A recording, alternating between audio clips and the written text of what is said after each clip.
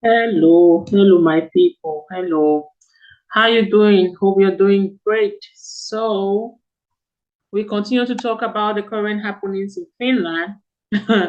During my last video, people reached out to me and they were really shocked. Like, so is this really what is happening in Finland? Unfortunately, yes, this is what is happening in Finland. But one more thing that I want you to know is that every day is a surprise here. you know Yesterday I woke up to this news. This has been in the media some time ago, and I remember talking about it. That they are checking. All right, they are doing this um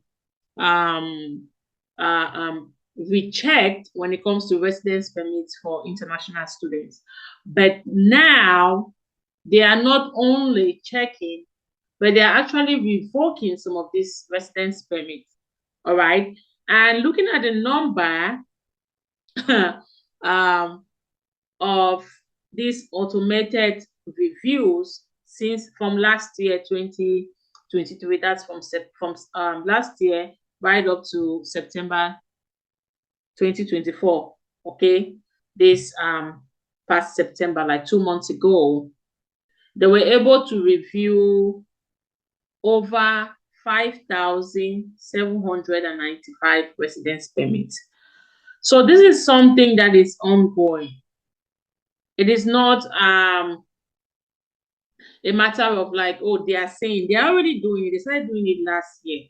Okay. And interestingly, I'm gonna highlight this. I don't know if you're gonna see.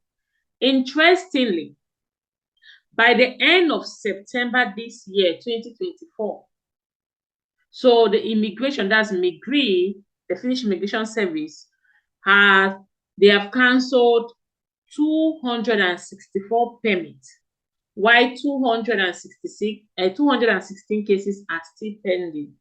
So what do they mean by cancel? It means, imagine you're already here in Finland, and then they decided to review your residence permit and found out that you are not eligible for a residence permit.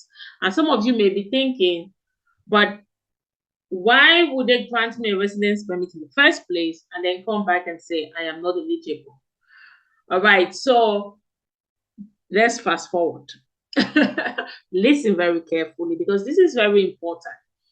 Um, a while ago, like when I moved to Finland in like almost 10 years ago, this is how the residence permit thing goes. You move here, you apply for a residence permit for 1 year, irrespective of the duration of your studies. So if you're coming for a 2 year program, a 3 years program, 5 years program, you must apply for a residence permit only for 1 year. With that, it means after your first year, you renew your permit. The second year, you renew your permit. You are not just renewing, but you're showing the proof of funds. You're showing how your studies has advanced. So they are checking all these things again to make sure that you're eligible, and then they grant you an extended student permit. But this changed a few years ago, and it was good news. Good news in the sense that as an immigrant, you are supposed to show proof of funds while living here in Finland. The reason is they want to know that you still have enough money to take care of yourself while studying. So when you show up your proof of funds before moving to Finland and they make a positive decision, when you are extending or renewing your residence permit, you are going to show that same amount as proof of funds.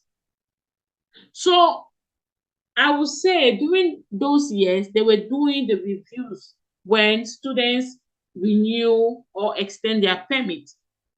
But now, you apply for a residence permit according to the duration of your studies, and you are not going to show more than the required proof of funds for a 1 year permit. So you show just a proof of funds for 1 year, but if your program is 3 years, they are going to issue you a residence permit for 3 years. So which means you just come, you relax for 3 years and study or do whatever you want without thinking of going back to the immigration. That was good news. I talked about it here on my channel. It was good news because students don't have to, hustle or worry about the proof of funds, because it is one thing when you are still in your home country and then you have this proof of funds to show. Maybe it's your father that is sponsoring you, or your family gather the money and put it in your bank account. But it's another thing when you are in Finland and you're using a Finnish bank account. Yes, it's tricky because there it's so clear where this money is coming from.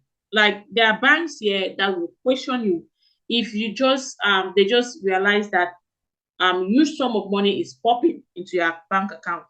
They will question you, they will call you, they will want you to explain where this money is coming from. So it was so tricky for international students to go through this.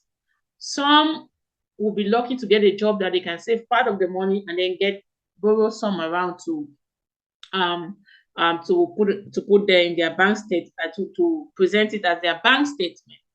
So that was why I talked about this as a good thing, because international students, like, they won't have to go through the, like, going about looking for money for proof of funds, and going about looking for fees as well.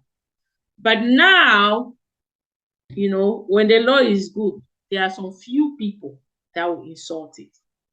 And it breaks my heart, because when these few people insult a law, the innocent ones suffer. They suffer because this is what is going on. Some students come, they don't focus on studies. And I've always talked, like, I always say this on my channel. I've been a student here, not once. All right. I'm a professional teacher. I've taught in higher education before. And I know the amount of workload that students, university students or University of Applied Science or vocational school students have. I know the amount of assignments that they have. And I will say it is very possible for you to study and work few hours. It is also very possible for you to even finish, depending on the program. You can finish a program that you're intended to finish in 3 years. You can finish it in 2 years. There's some master's program, by 1 year, you're done. All right. I did all my coursework, exams within 6 months. I'm talking about this not like I'm being proud, but I'm talking about this for you to know that it is possible. And I didn't put in so much. It's just because all my courses, first, second year courses, it was quite flexible for me to do them all at once. So I could register for the course whenever I want and take them. So I decided to register for these courses and just do everything. It is very possible for you to communicate, go to your academic affairs office in your university, and find out about these things, that you would like to take most of your courses during your first year, so that in your second year or your third year, while you're writing your thesis, you can move to wherever you want to move, that you feel like you can easily get a job there and work. The most important thing is, during your first year especially, make sure you focus on your studies more. I understand sometimes you have debts to pay, sometimes you have fees, and you can't even function well academically. And that's why I keep talking about, you need to think twice before you pay such a huge amount of fees, because it's not about 1 year thing. When you're in Finland, you'll be thinking about the next year or next semester. And where do you get that money if you're not working? So please, it's really painful for a student to go through all this. I'm just thinking like someone is watching my video, putting in the effort and all the work and spending money, and then finally you're in Finland and then your residence permit got cancelled. Why? Because you couldn't meet up with the requirements. And most of these requirements are always about you not having the right credits. So if, for example, you're supposed to have at least 50 credits at the end of your first semester, then you should work towards that. So that by the time they are doing all these reviews, you're on the safe side. So please, if you just moved to Finland this past August, so this is your first semester, basically, make sure you have the right number of credits. If you are still to move in January or in the future, make sure that you choose the right program, the right university in terms of fees, so that you know that you can afford accommodation, you can afford your fees, you can afford some of the basic necessities in order for you to focus on your studies and not find yourself in a situation where your residence permit will be cancelled. So please, I'm pleading with my people. I know it's not easy. It's quite challenging. Like, when I talk about Finland, people don't understand until you move. And if you don't take it serious, when I talk about this, you don't take it seriously and you don't go and do your research well, and then you just move, and then you find yourself in this situation, because it's not like, oh, I have to apply for a job, I'll get a job within 2 months, within 1 month. There is no guarantee.